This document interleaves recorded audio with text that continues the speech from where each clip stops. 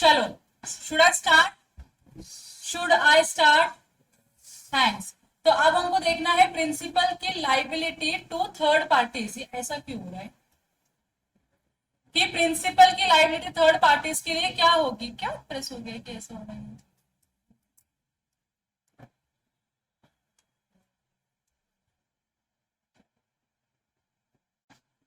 सुप्रिया अभी भी ठीक नहीं हुई।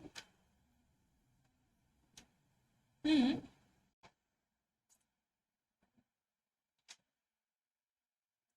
Okay, now who is principal आपको पता है? पता है हु इज एजेंट आपको पता है? हाँ, तो प्रिंसिपल की लाइबिलिटी किसी भी थर्ड पार्टी की टुवर्ड्स क्या होगी, कितनी होगी, कितने एक्सटेंट तक होने वाली है, वो आप इस कॉन्सेप्ट में पढ़ोगे। ठीक है, तो मैं ये पैराग्राफ जो है डायरेक्टली मैं आपको पढ़ाती नहीं, बट इनडायरेक्टली मैं आपको बोलती हूँ घर पे से बैठ के पढ़कर आओ, डाउट्स लेकर आना। ठीक है, पहला पहला क्या बोला है? Principles liability for the acts of the agent. Agent ने प्रिंसिपल के बिहाफ में अथॉरिटी के अंदर रह के जो भी एक्टिविटी किया है, जो भी ट्रांजैक्शन किया है, जो भी अग्रीमेंट किया है, क्या उसके लिए प्रिंसिपल लाइबल होगा? सेक्शन 226 भी वही बताता है। The principal liable for the acts of the agent which are within the scope of his authority. Authority of the agent. Agent की अथॉरिटी के अंदर जो भी उसने एक्ट किया उसके लिए प्रिंसिपल लाइबल है। उसका दो एग्जांपल दिया है। A buys goods from B knowing that he is an agent for their sale but not knowing who is the principal. B's principal is the person entitled to claim from A the price of the goods and A cannot in a suit by the principal set off against the claim a debt due to him himself from the B। तो बहुत ही simple बोला है, अगर A क्या करता है, किससे goods by कर रहा है? B से गुड्स बाय कर रहा है। So A buys goods from B knowing that he is an agent for their sale. तो ये B क्या है? हमारे लिए एजेंट है। A के लिए क्या है? B एजेंट है। तो ये एजेंट है B, जिससे A क्या कर रहा है? गुड्स को परचेस कर रहा है। गुड्स को क्या कर रहा है?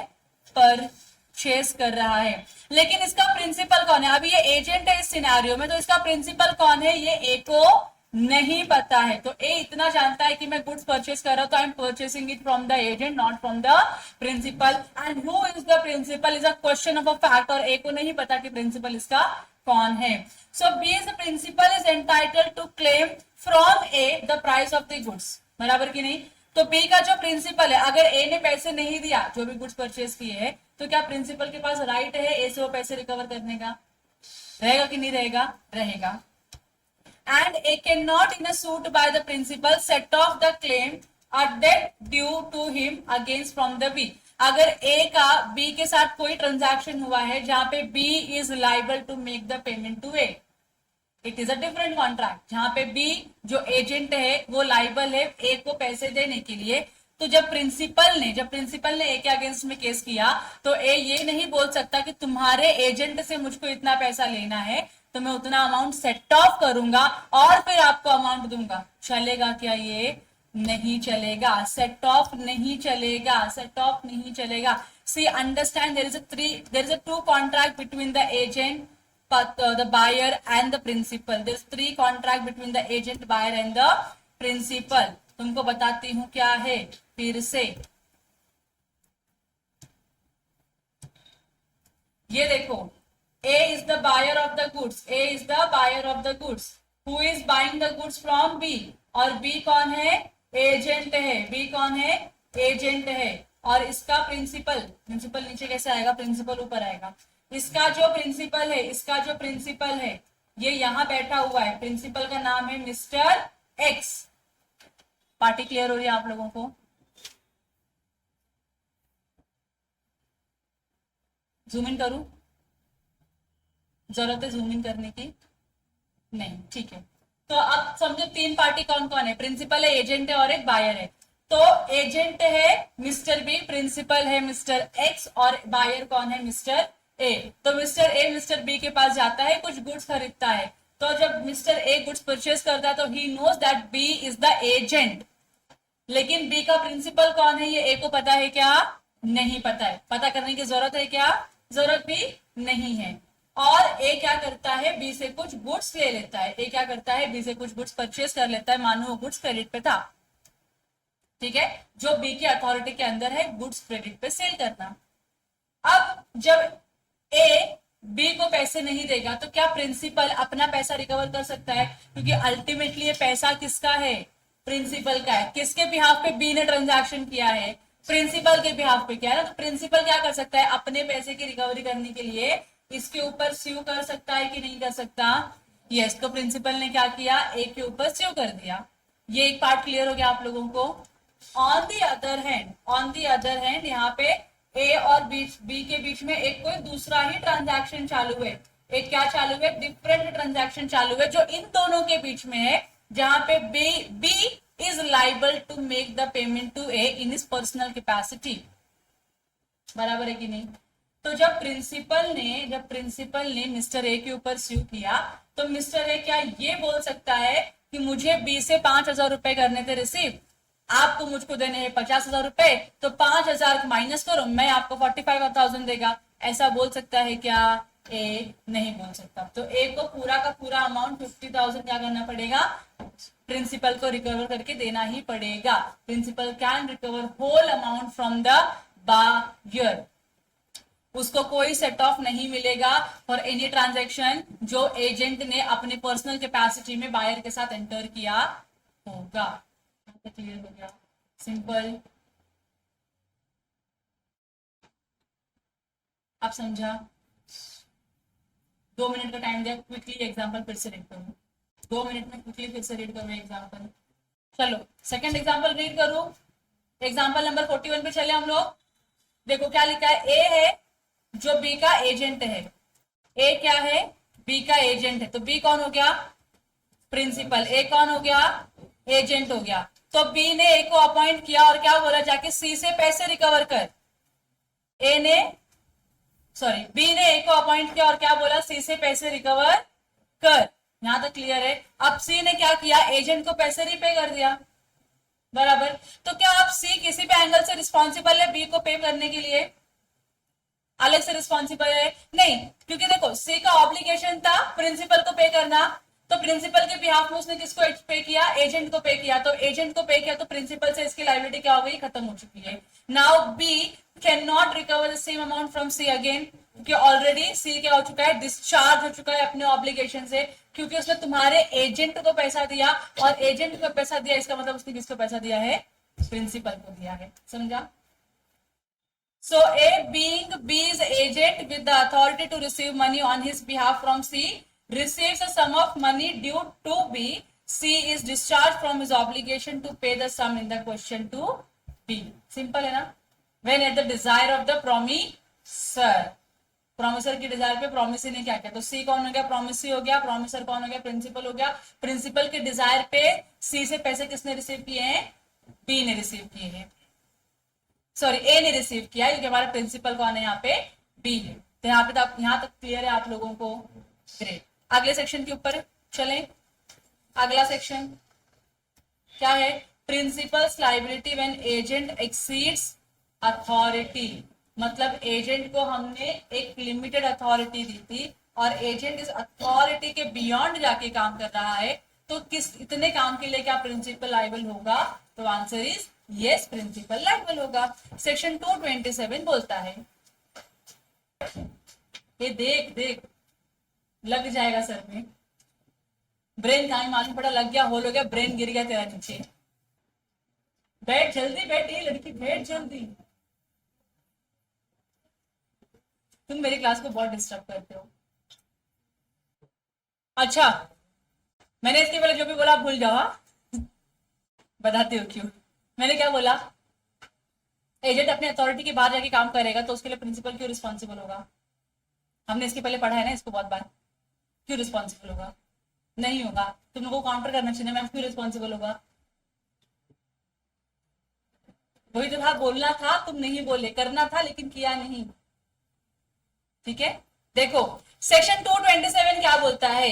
When an agent does more than he is authorized to do, and when the part of what he does which is within his authority can be separated from the part which is beyond his authority, so much only of what he does as within his authority is binding as between him and his principal. समझा क्या है? समझा क्या है? मैंने बोला से for example मैं प्रिंसिपल हूं, मैंने अपने एजेंट को बोला कि तू गुड्स क्रेडिट पे बेच सकता है, you can sell the goods on credit, लेकिन कितना वैल्यू हो सकता है? तो maximum it can B of 50,000, 50,000 के ऊपर के गुड्स को तू क्रेडिट पे बेच नहीं सकता।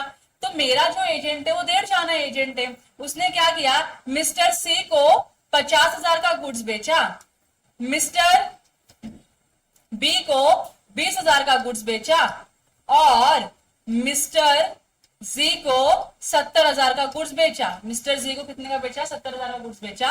अब ये तो विद इन द अथॉरिटी है, तो कोई दिक्कत है क्या? नहीं। क्या इसने थर्ड ट्रांजैक्शन में अपनी अथॉरिटी को एक्सीड किया है? यस। तो इस सिचुएशन में प्रिंसिपल जो है, प्रिंसिपल ने अथॉरिटी कितने का दिया था? सिर्फ और सिर्फ 50,000 का। इसने कितने का गुड्स बेचा क्रेडिट पे? पूरे 70,000, मतलब 20,000 से इसने क्या किया, अपनी अथॉरिटी को एक्सीड कर दी। तो क्या इसके लिए प्रिंसिपल रिस्पॉन्सिबल होगा? नहीं। तो प्रिंसिपल क्या करेगा? 20,000 रुपीज किससे रिकवर करेगा? एजेंट से रिकवर करेगा, क्योंकि उसने अपनी अथॉरिटी एक्सीड कर दिया है। समझा आप लोगों को?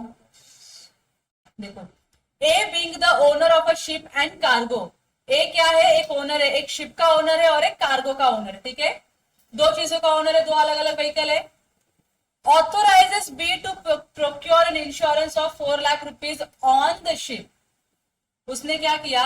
ए ने बी को अपॉइंट किया, अथॉरिटी दी, एजेंट बनाया और बोला कि तुम जो शिप है ना, शिप के लिए क्या ले लो? इंश्योरेंस ले लो। ए ने बी को बोला कि सी के शिप के लिए तुम क्या ले लो? इंश्योरेंस ले लो। और ए के पास कितनी गाड़ियां हैं और कितने कार्गोस है? एक शिप और एक कार्गो, दो अलग अलग टाइप के व्हीकल है। उसने बोला सिर्फ और सिर्फ शिप का इंश्योरेंस लो, कार्गो का इंश्योरेंस नहीं लेना। और वैल्यू कितनी होनी चाहिए इंश्योरेंस की? पूरे 4 लाख रुपए की इंश्योरेंस होनी चाहिए। यहाँ तक क्लियर है? B procures a policy of 4 lakh on the ship, तो उसने ये काम तो कर दिया। शिप का उसने क्या ले लिया? पॉलिसी ले लिया पूरे 4 लाख रुपए का। And another for the like some on the cargo, तो उसने क्या किया? जो कार्गो है, कार्गो के लिए भी उसने क्या किया? 4 लाख रुपए का इंश्योरेंस ले लिया। सेम सम मतलब और लाइक सम का मतलब क्या होता है? उतने ही वैल्यू का। तो इसने क्या किया? कार्गो, कार्गो को मैं ब्लैक इंक से लिखूंगी। कार्गो को इसने क्या किया? कार्गो के ऊपर भी क्या ले लिया इसने? इंश्योरेंस ले लिया। और इंश्योरेंस की वैल्यू क्या थी? लाइक सम थी। मैं यहाँ पे लिख देती हूँ सिंप्लिसिटी के लिए 4 लाख रुपए। तो उसने शिप पे 4 लाख रुपए का इंश्योरेंस, कार्गो का 4 लाख का इंश्योरेंस ले लिया। Do you think he has exceeded his authority? कितने की अथॉरिटी थी उसको? एक शिप की इंश्योरेंस लेने की अथॉरिटी थी, जिसकी वैल्यू कितनी होनी चाहिए? 4 लाख की। उसने क्या किया? कार्गो का भी इंश्योरेंस ले लिया। अब बताओ, क्या जो प्रिंसिपल है एजेंट के इस वाले एक्ट के लिए, जो काला कांड किया है उसने, क्या इसके लिए रिस्पॉन्सिबल होगा? नहीं रिस्पॉन्सिबल होगा। सो ए इज बाउंड टू पे the premium for the policy on the ship. बराबर है ना? इंश्योरेंस का तो प्रीमियम तो देना पड़ेगा। तो ए किसके लिए रिस्पॉन्सिबल होगा? शिप के इंश्योरेंस के लिए रिस्पॉन्सिबल होगा, but not the premium for the policy on the cargo. तो कार्गो का प्रीमियम किसको भरना पड़ेगा? अभी या तो प्रीमियम भर या तो कैंसिल कर इंश्योरेंस। समझ में आया आप लोगों को? क्लियर है? अथॉरिटी के अंदर रह के काम करोगे तो उसके लिए प्रिंसिपल लाइबल होगा, अथॉरिटी से एक्सीड करोगे तो प्रिंसिपल लाइबल नहीं होगा, वो एक्सेस काम के लिए है। यहाँ पे क्लियर हो गया आप लोगों को? देन दनादन आगे बढ़ू। Principal not bound when excess of agent's authority is not separable. अभी तो ये आपने ऊपर जो एग्जांपल पढ़ा सेपरेबल था, एक शिप है और एक कार्गो है। अगर कोई ऐसा ट्रांजैक्शन जो सेपरेट नहीं किया जा सकता, उसमें भी प्रिंसिपल क्या बाउंड होगा? एक्सेस ट्रांजैक्शन के लिए नहीं बाउंड होगा। रिस्पॉन्सिबल होगा क्या? नहीं रिस्पॉन्सिबल होगा। So where an agent does more than he is authorise to do and what he does beyond the scope of his authority can not be separated from what is within it, the principal is not bound to recognise the transaction. इसका ये मतलब होता है principal क्या कर सकता है? सीधा सीधा पूरा आपका कॉन्ट्रैक्ट ही कैंसिल कर सकता है, बोल सकता है कॉन्ट्रैक्ट रेपुडिएट करो, क्योंकि ये अथॉरिटी के बाउंड, अथॉरिटी के बाहर चला गया है और उसके साथ ही साथ सेपरेबल नहीं है। इसके लिए इस कॉन्ट्रैक्ट को मैं ऑथोराइज नहीं करता हूं, मैं इसके लिए रिस्पॉन्सिबल नहीं हूं। समझ रहा आप लोगों को? समझ रहा है क्या? ए समझ रहा है क्या? हाँ, A authorises B to buy 500 ships for him. A ने बी को बोला मेरे लिए तो क्या लेकर आ, 500 शिप लेकर आ, but B buys 500 ships and 200 lamps. अब उसने क्या किया, शिप भी परचेस किया 500 और 200 लैम्प भी परचेस किया, और कितने के लिए पूरा परचेस किया उसने, 6 लाख रुपए के लिए। तो ए क्या कर सकता है, पूरा का पूरा ट्रांजैक्शन कैंसिल कर सकता है। Do you know the distinction between ship and lamp? Great. Separable है क्या? दिखने के लिए अलग अलग कर सकते हो आप लोग। शिप क्या होती है बताओ मेरे को? अरे शिप, अरे शिप, अरे वो एनिमल।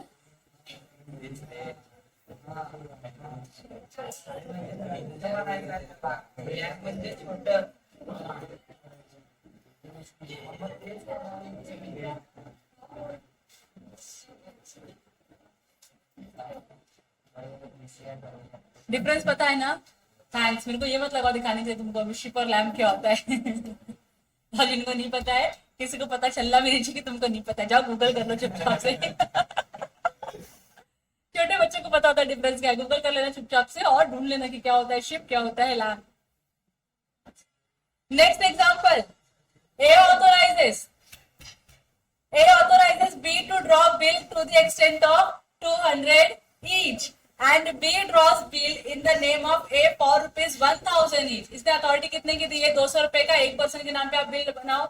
इसने कितने का बिल ड्रॉ किया है, 1000 रुपए का, पर पर्सन के नाम पे क्या क्या बिल ड्रॉ किया है। तो क्या ए पूरा कॉन्ट्रैक्ट कैंसिल कर सकता है? यस, क्योंकि आप अपने अथॉरिटी के बियॉन्ड जाके काम कर रहे हो and it is non separable. हाँ कि ना? आप कैसे अभी फाड़ के करोगे, ये 100 रुपए की वैल्यू और 200 की वैल्यू और ये बाकी की वैल्यू फाड़ के कर सकते हो क्या?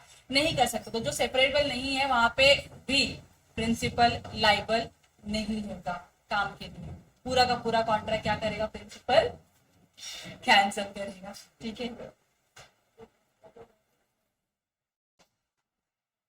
अच्छा इसमें एक एक्सेप्शन देके रखा हुआ है, अगर हर जगह पे हम ये बोलते हैं कि प्रिंसिपल लाइबल नहीं है, प्रिंसिपल लाइबल नहीं है, प्रिंसिपल लाइबल नहीं, तो एजेंट कितने लाइबिलिटी उठाएगा ना अपने सर के ऊपर? हाँ अभी बोल रहे तुम।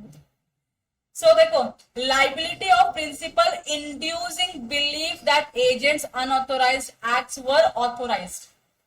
अगर प्रिंसिपल की किसी भी तरीके से बिहेवियर से, कंडक्ट से एजेंट को ये लगता है कि उसका जो अनऑथोराइज्ड एक्ट है वो ऑथोराइज हो चुका है, तो क्या उसके लिए प्रिंसिपल रिस्पॉन्सिबल होगा? यस, रिस्पॉन्सिबल होगा। तो अगर एजेंट ने कोई काम किया which is beyond his authority और प्रिंसिपल ने उसको इम्प्लाइडली एक्सेप्ट कर लिया और आगे उस पर कुछ फर्दर एक्शंस भी लिए, तो इसका तो यही मतलब निकलता है कि तुम्हारे अनऑथोराइज्ड एक्टिविटी को प्रिंसिपल ने ऑथोराइज कर दिया and once the principal has authorised this transaction, क्या प्रिंसिपल लायबल होगा उस कॉन्ट्रैक्ट के लिए? एग्जाम्पल, प्रिंसिपल ने एजेंट को बोला कि तुम क्या करो, मेरे लिए डेल का लैपटॉप खरीद के लेकर आओ। प्रिंसिपल ने एजेंट को बोला कि तुम मेरे लिए डेल का लैपटॉप परचेस करके लाओ। एजेंट जाता है, डेल की जगह पे क्या लेके आता है, एचपी का लैपटॉप लेके आता है। मतलब क्या अब इस कॉन्ट्रैक्ट के लिए प्रिंसिपल लाइबल है?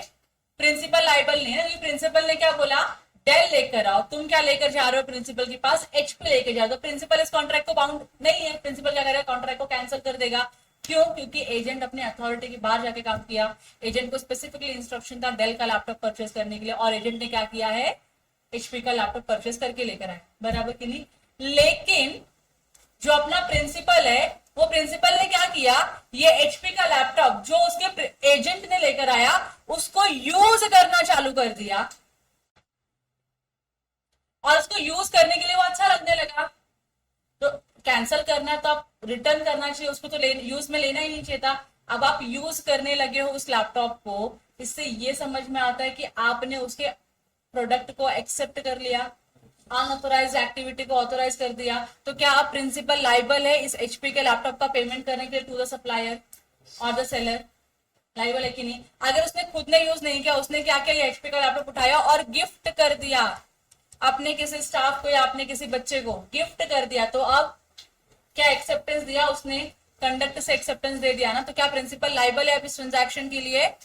यस, प्रिंसिपल लाइबल है, तो इसका एक्सेप्शन है.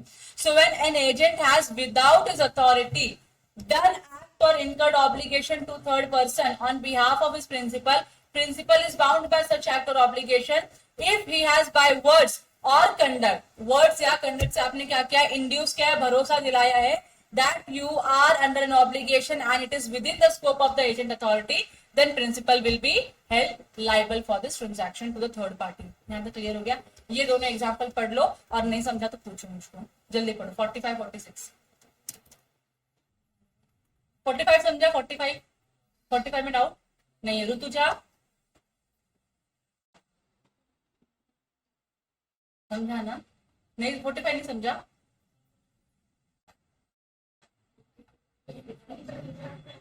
तो पहले क्लियर हो जाए तो क्या समझे क्या नहीं समझे. नहीं समझा है ना? ठीक है, मैं समझाती हूँ. देखो यहाँ पे क्या हुआ है, A entrust B with a negotiable instrument endorsed in blank. Negotiable instrument समझते हैं? आपको नहीं समझता होगा तो चैप्टर नंबर 7 है समझने के लिए. नेगोशिएबल इंस्ट्रूमेंट एक्ट पूरा पढ़ना है आपको. तो नेगोशिएबल इंस्ट्रूमेंट हम बोलते तो उसमें 3 चीजें कवर होती है जनरली. एक होता है प्रोमिसरी नोट्स, एक होता है बिल्स ऑफ एक्सचेंज और एक होता है आपका चेक. प्रोमिसरी नेगोशिएबल इंस्ट्रूमेंट में ये 3 चीजें क्या होती है, इंस्ट्रूमेंट मानी जाती है जो नेगोशिएबल होती है. यहां तक क्लियर है? तो अब तुम बाकी सारी चीजें छोड़ो, तुमको इसमें से क्या समझ में आता है? बिल्स ऑफ एक्सचेंज समझ में आता है? हाँ, तो अपन किस पे डिस्कस करेंगे? बिल्स ऑफ एक्सचेंज पे डिस्कस करेंगे. तो अभी यहाँ पे क्या हुआ है, एक बिल्स ऑफ एक्सचेंज जो है ए ने किसको दिया है, बी को दिया है, जो क्या है, ब्लैंक है. ब्लैंक बिल्स ऑफ एक्सचेंज मतलब उसमें डिटेल्स भरी है क्या, किसको मिलना चाहिए, कौन इसको इनकैश करा सकता है, ऑनर करवा सकता है, लिखा है क्या उसके ऊपर? नहीं. So A entrust B with a negotiable instrument endorsed in blank. B says them to C in violation of the private orders from A. मतलब A ने बोला होगा कि आप इस चेक को या इस बिल्स ऑफ एक्सचेंज को एंडोर्स मत करना ब्लैंक में. अगर आपको किसी को देना भी है, जैसे आप पे करने वाले हो और आप उसकी गारंटी दे रहे हो कि मैं पे करूंगा, तो आप क्या देते हो, बिल्स ऑफ एक्सचेंज कि इतने पीरियड में आपको मैं दे दूंगा पैसा. और नहीं दिया तो आप इसको बैंक में लेके जाना, ऑनर करवा लेना और पैसे रिकवर कर लेना. फिर बैंक आएगी मेरे पास पैसे रिकवर करने के. This is why bills of exchange is made. बराबर. तो यहाँ पे एरिया इंस्ट्रक्शन होगी ब्लैंक बिल्स ऑफ एक्सचेंज आप किसी को एंडोर्स ना करो, किसी को ना दो. लेकिन बी ने क्या किया, उस इंस्ट्रक्शन को वॉयलेट किया और क्या किया, प्राइवेट ऑर्डर्स के लिए क्या किया, जो बिल्स ऑफ एक्सचेंज ए ने बी को दिया था, A being the principal, B being the agent, तो उसने क्या किया, सी को एंडोर्स कर दिया. वो भी किसके लिए, प्राइवेट ऑर्डर्स के लिए. नहीं, प्राइवेट ऑर्डर्स के लिए मतलब वॉयलेशन ऑफ प्राइवेट रूल्स, मतलब जो भी रूल्स थे उनके दोनों के बीच में, क्या आप ब्लैंक वाले बिल्स ऑफ एक्सचेंज एंडोर्स नहीं करोगे. उसने क्या किया, वही ब्लैंक बिल्स ऑफ एक्सचेंज जाके किसी को एंडोर्स कर दिया, दे दिया, किसी को ट्रांसफर कर दिया इन द गारंटी और श्योरिटी ऑफ द पेमेंट. तो अब ये जो भी सेल हुआ रहेगा बिटवीन बी एंड सी, जहां पे बी ने क्या किया है, आपको बिल्स ऑफ एक्सचेंज दिया है ये बोल के मैं पेमेंट करूंगा, तो अब सी के पास बिल्स ऑफ एक्सचेंज है, तो क्या आप इस सेल को क्या ये कर सकते हो, वॉयलेट बोल सकते हो क्या, सेल गलत हुआ है, सेल गलत हुआ क्या बोल सकते हो आप, नहीं बोल सकते हो. आप बोल रहे हो बिल्स ऑफ एक्सचेंज आपको क्या है वो गलत गया है, वो भी गलत नहीं गया, ये भी क्या है, सही है. तो यहाँ पे जो प्रिंसिपल है, प्रिंसिपल जो है वो लाइबल होगा सी को पेमेंट करने के लिए अगर बी ने पेमेंट नहीं किया होगा तो. या फिर सी क्या करेगा, वो उसको लेके जाएगा बैंक में दे देगा, डिपॉजिट कर देगा और उसको ऑनर करा के अपने पैसे ले लेगा. तो यहाँ पे इनवैलिड नहीं होता है ना ही आपका सेल का ट्रांजैक्शन, ना ही आपका बिल्स ऑफ एक्सचेंज. इनवैलिड कब होता, नहीं होता. नेक्स्ट सेक्शन 229 है which talks about consequences of notice given to agent. अगर नोटिस को कोई अगर एजेंट को कोई नोटिस आई है तो उसका कॉन्सिक्वेंसेस क्या होता है. तो अगर किसी थर्ड पर्सन ने एजेंट को नोटिस दिया, क्योंकि एजेंट उस थर्ड पर्सन के साथ डील कर रहा था, तो कैन इट बी अज्यूम कि नोटिस प्रिंसिपल तक सर्व हो चुकी है, नोटिस प्रिंसिपल को मिल चुकी है, तो अज्यूम कर सकते हैं हम लोग, कर सकते हैं कि नहीं कर सकते. से फॉर एग्जांपल पार्टनरशिप फॉर्म होती है, आपको पता है पार्टनरशिप फॉर्म में बहुत सारे पार्टनर्स होते हैं. तो किसी एक पार्टनर जो क्या है वर्किंग पार्टनर है, जिसका फेस सबको पता है, अगर किसी थर्ड पार्टी ने इस वर्किंग पार्टनर को नोटिस दिया तो कैन इट बी अज्यूम्ड कि सारे ही पार्टनरशिप फॉर्म में जितने भी पार्टनर सबको इसका इंफॉर्मेशन है कि नहीं है? इट कैन बी अज्यूम्ड ना, सेम गोज हियर। देखो, any notice is given to or information obtained by the agent provided it be given or obtained in the course of the business transacted by him for the principal shall as between the principal and the third party। तो यही इसका ultimate conclusion निकलता है कि अगर आपने normal जो business course कर रहे हो, बिजनेस कंडक्ट कर रहे हो, उस कंडक्ट की वजह से प्रिंसिपल को कोई भी नोटिस इंफॉर्मेशन कहीं से आती है तो अज्यूम कर लिया जाएगा कि जो प्रिंसिपल है, मैंने प्रिंसिपल बोला कि इधर, हाँ agent, sorry replace that word with agent, फिर से बोलती हूँ मैं। अगर एजेंट जो है नॉर्मल बिजनेस कंडक्ट कर रहा है, एजेंट क्या कर रहा है, नॉर्मल बिजनेस एक्टिविटी कंडक्ट कर रहा है, और उस बिजनेस को करते वक्त एजेंट को किसी थर्ड पार्टी से कोई इंफॉर्मेशन आता है, एजेंट को किसी थर्ड पार्टी से कोई नोटिस आती है जो एजेंट के लिए नहीं है, वो किसके लिए है, प्रिंसिपल के लिए, क्योंकि कॉन्ट्रैक्ट ओरिजिनली किसके बीच में होता है, प्रिंसिपल एंड थर्ड पार्टी के बीच में होता है, एजेंट तो इंटरमीडिएट है, बराबर की नहीं। तो अगर एजेंट को कोई नोटिस मिला है, कोई इंफॉर्मेशन मिला है from the any third party for the transaction conducted by him, तो हम क्या बोलेंगे कि ये जो इंफॉर्मेशन है, ये जो नोटिस है जो एजेंट को मिली है, has been communicated to the principal only. Principal को दिया ऐसा मान लिया जाएगा, आपने दिया किसको है, एजेंट को, but it will be assumed और प्रिज्यूम्ड कि आपने नोटिस किसको दी है, प्रिंसिपल को दे दी है। ये समझ में आ गया आप लोगों को? And have the same legal consequences as if it had been given or obtained by the principal।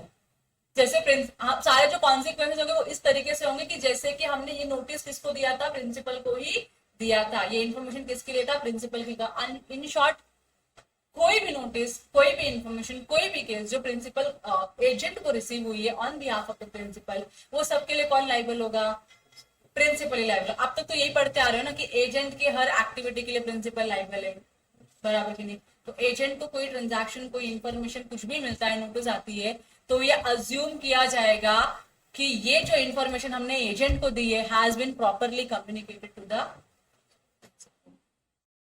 और इसके जो भी कॉन्सिक्वेंसेस आएंगे सारे कौन बेयर करेगा, एजेंट की प्रिंसिपल बेयर करेगा। ठीक है, example, A is employed by B to buy from C certain goods which C is apparent owner and buys them accordingly। तो A ने क्या किया है, B को एम्प्लॉय किया है, तो A कौन हो गया है, प्रिंसिपल हो गया है, और B कौन हो गया, अपना एजेंट हो गया है। तो A ने क्या किया है, B को एम्प्लॉय किया है और क्या बोला, C से क्या कर, तो कुछ गुड्स खरीद, और C कौन है, सेलर है। अब जो उसके पास जो गुड्स है उससे ये समझ में आता है, अपीरेंट ये होता है कि सी क्या है, इस गुड्स का ओनर है, तो बी जाएगा सी से गुड्स खरीदने के लिए, क्योंकि उसको इंस्ट्रक्शन किसने दिया है, सॉरी, ओके हाँ sorry, A is employed by B, तो A becomes your agent and B becomes your principal। सो ए क्या है, एजेंट है बी का, जिसको बी ने अपॉइंट किया है, क्यों अपॉइंट किया, ताकि वो क्या कर सके, सी से सर्टेन गुड्स परचेज कर सके, जिससे ये समझ में आता है कि जो गुड्स का जो ओनर है वो कौन है, सी ही है। यहां तक क्लियर है? एंड बाइज देम अकॉर्डिंगली, और बी जाता है उसको, सॉरी ए जाता है उसको परचेज करके आ जाता है। In the course of the treaty for the sale, A learns that the goods really belong to D. जब ट्रांजैक्शन हो रहा था ये सेल का, बिटवीन किसके बीच में, ए और सी के बीच में, क्योंकि ए गया था सी के पास गुड्स परचेज करने के लिए, तो जब ये ट्रांजैक्शन हो रहा था बिटवीन ए एंड सी, तो ए को एक इंफॉर्मेशन मालूम पड़ी, जिसको ये समझ में आया कि ये जो सी गुड्स बेच रहा है, इस गुड्स का ओनर कौन है, डी है। इस गुड्स का ओनर कौन है, डी है। ये इंफॉर्मेशन किसको मिली है, ए को मिली है। समझ में आ रहा है? और ए कौन है, एजेंट है। किसका एजेंट है, बी का। यहां तक क्लियर है आप लोगों को? But B is ignorant of the fact, B ने क्या किया, इस फैक्ट को इग्नोर किया। मतलब ए ने जो सी से गुड्स खरीदा, उस गुड्स का टाइटल था क्या सी के पास, नहीं, टाइटल नहीं था, मतलब सी का टाइटल डिफेक्टिव था, क्योंकि ये गुड्स किसके हैं, डी के हैं, यहां तक क्लियर है। B is not entitled to set off a debt owing to him from C against the price of the goods। तो B जो है क्या ये सेट ऑफ क्लेम कर सकता है क्या, नहीं क्लेम कर सकता अगर उसका डी के साथ कोई ट्रांजैक्शन होगा तो। And thus the knowledge of the agent is treated as the knowledge of the principal. तो ये मान लिया जाएगा कि तुम्हारे एजेंट को जब पता चल गई थी कि ये बात कि ये इसका ओनर डी है सी नहीं है, तो ये अज्यूम किया जाएगा कि इसका इंफॉर्मेशन तुमको भी मिल चुका था कि ये C is not the owner, D is the real owner of the goods. इसके लिए इस ट्रांजैक्शन के लिए आप कोई भी सेट ऑफ क्लेम नहीं कर सकते हो। सिंपल, खत्म करने का। लास्ट है प्रिंसिपल का। क्या देख रहे थे हम लोग, liability towards third party. So principles liability for the agents fraud, miss representation और टॉर्ट, सेक्शन 238। आप आई बिलीव आप तीनों ही वर्ड से वेल वर्स हो कि क्या होता है फ्रॉड, क्या होता है मिस रिप्रेजेंटेशन और क्या होता है tort. Misrepresentation made, fraud committed by agents acting in the course of their business for their principal have the same effect on the agreement made by the agent as if such misrepresentation or fraud had been made or committed by the simple है, मतलब assume कर लिया जाएगा कि जो fraud है, जो misrepresentation आपके एजेंट ने कमिट किया है वो एक्चुअल में आपने कमिट किया है। हु इज दैट, आप is the principal. But misrepresentation made or frauds committed by the agent in the matters which do not fall within their authority, agent ने अपने अथॉरिटी के बाहर जाके कुछ मिसरिप्रेजेंट किया, कुछ फ्रॉड किया, तो उसके लिए प्रिंसिपल लाइबल होगा क्या, नहीं। अथॉरिटी के अंदर किया तो यस लाइबल है, अथॉरिटी के बियॉन्ड जाके किया तो प्रिंसिपल लाइबल नहीं है। एजेंट पर्सनली लाइबल होगा उस पर्टिकुलर ट्रांजैक्शन के लिए या उस फ्रॉड या उस मिसरिप्रेजेंटेशन से हुए लॉस या डैमेजेस के लिए। ठीक है, अब उसका एग्जांपल दिया है, 2 एग्जांपल पढ़ लो, नहीं समझा तो पूछ लो मुझको। पढ़ लिया, डाउट है? सेकंड नंबर, 2 नंबर का कुछ तुम्हारे साथ प्रॉब्लम है क्या? जहां भी 2 एग्जांपल आते सेकंड एग्जांपल में तुमको डाउट हो जाते हैं। चलो क्या लिखा है, ए द कैप्टन ऑफ बीज शिप। ए क्या है, कैप्टन है, किसके शिप का, बी के शिप का। Science bill of lading without receiving on board the goods mentioned therein. जब आप इंपोर्ट और एक्सपोर्ट के ट्रांजैक्शंस करते हो तो इस प्लेस से गुड्स रिसीव हुआ है इस पर्सन से और इस प्लेस पे गुड्स डिलीवर होगा इस पर्सन को, उसका डॉक्यूमेंटेशन होता है और उस डॉक्यूमेंटेशन को ही क्या बोलते हैं सिंप्लीफाइड लैंग्वेज में, बिल ऑफ लेडिंग, कि हाँ मुझे इस पर्सन से इस शिप में इस प्लेस पे लेके जाने के लिए गुड्स मिला है, उसका रिकॉर्ड क्या होता है, बिल ऑफ लैडिंग होता है। यहां तक क्लियर है? काइंड ऑफ रिसीट कि गुड्स आपको मिल चुका है इस पर्सन को देने के लिए, रिसीट है वो। सो ए क्या है, एक कैप्टन है बी के शिप का और जिसने क्या किया है, बिल साइन कर लिया कि मुझे गुड्स मिल चुका है, लेकिन एक्चुअल में उसको गुड्स मिला है क्या, नहीं। कहां गया, हाँ, without having received the on board the goods mentioned therein. तो जो बिल ऑफ लेडिंग में जो XYZ गुड्स लिखे हुए एक्चुअल में उसको रिसीव नहीं हुआ, लेकिन फिर भी उसने क्या कर दिया, इधर साइन कर दिया कि हाँ मुझको ये गुड्स मिल चुका है। समझ में आ रहा है आप लोगों को? मतलब उसने झूठा ट्रांजैक्शन करने का ट्राई कर रहे हैं। तो अब जब बिल ऑफ लेडिंग साइन करे तो उसका ये मतलब है किसी ना किसी ने आपको गुड्स दिया होगा, तब आपने रिसीव किया होगा, तब आप साइन करते हो। तो प्रिटेंडेड कंसाइनर है जिसके पास गुड्स है, एक्चुअली वो कंसाइनर दिख भी नहीं रहा है किधर है वो कंसाइनर, क्योंकि तुम्हारे पास तो एज सच गुड्स आया ही नहीं है, तुम झूठा साइन कर रहे हो वहां पे कि तुमको गुड्स रिसीव हो चुका है। तो यहाँ पे क्या हो रहा है, जो बिल ऑफ लेडिंग है वो क्या है, वॉइड है as between B and the pretended consignor. ये जो कंसाइनर जो बोल रहे हैं कि मेरे गुड्स दिए हैं, कंसाइनर बोल रहे हैं मैंने गुड्स दिया है, देखो आपके बिल ऑफ लेडिंग पे क्या इधर साइन है कि गुड्स रिसीव्ड है। जिसका गुड्स है, जिसने गुड्स दिया नहीं है, लेकिन क्योंकि बिल ऑफ लेडिंग पे साइन है, इसके लिए जो कंसाइनर है वो क्या बोल रहा है कि मेरे गुड्स तुम्हारे शिप में है, और बी बोल रहा है गुड्स शिप में नहीं है। बताओ क्या ये कॉन्ट्रैक्ट वैलिड है? पहले तो ये बताओ, क्योंकि शिप तो तुमको गुड्स तो मिला ही नहीं है शिप में लेके जाने के लिए। तो जब तुमको गुड्स मिला ही नहीं है शिप में डाल के लेके जाने के लिए, जो सब्जेक्ट मैटर है पूरे कॉन्ट्रैक्ट का सब्जेक्ट मैटर है अवेलेबल नहीं, तो कॉन्ट्रैक्ट वैलिड कैसे हो सकता है? और उसके बाद बी क्या किसी भी तरीके से लाइबल होगा उस कंसाइनर को पेमेंट करने के लिए कि तूने मेरा गुड्स खो दिया, मेरा गुड्स तुझको मिला ही था, मिला ही नहीं था। तो बी ने यहाँ पे कोई गलती करी है क्या? जो शिप का ओनर है, जो प्रिंसिपल है, बी की कोई गलती हुई है क्या यहाँ पे? नहीं। गुड्स कंसाइन करने में बी की कोई गलती नहीं। गलती किसकी है? इनफैक्ट ए की गलती। तो now A is responsible to the pretended consignor कि तेरे गुड्स मैंने रिसीव नहीं किए थे और मैंने साइन किया, और जो भी उसको डैमेज लॉस हुआ रहेगा that can be recovered by the consignor from the A. समझ में आ रहा है? बी इसके लिए रिस्पॉन्सिबल नहीं, क्योंकि आप क्या कर रहे हो? फ्रॉडुलेंट ट्रांजैक्शन करने का ट्राई कर रहे हो। इसके लिए the principal is not responsible for this fraudulent activity of the agent. ठीक हो गया? अब क्लियर है विनायक? अब इसके बाद आता है personal liability of agent to third parties. अब जहां जहां पे एजेंट अपनी अथॉरिटी के बाहर जाके काम कर रहा है और जिस काम के लिए प्रिंसिपल रिस्पॉन्सिबल नहीं है, तो किसी न किसी को तो रिस्पॉन्सिबल होना पड़ेगा। तो कौन है वो किसी न किसी पर्सन? एजेंट खुद है। तो एजेंट क्या होगा? पर्सनली लाइबल होगा अलग अलग चीजों के लिए। जहां पे वो अपने अथॉरिटी के बाहर जाके काम करता है, फ्रॉडुलेंट काम करता है, उस सिचुएशन में एजेंट खुद लाइबल होगा, प्रिंसिपल लाइबल नहीं होगा टू द थर्ड पार्टीज। यहां तक क्लियर हो गया? This sections we will discuss. Should I continue और ब्रेक? 5 मिनट का ब्रेक।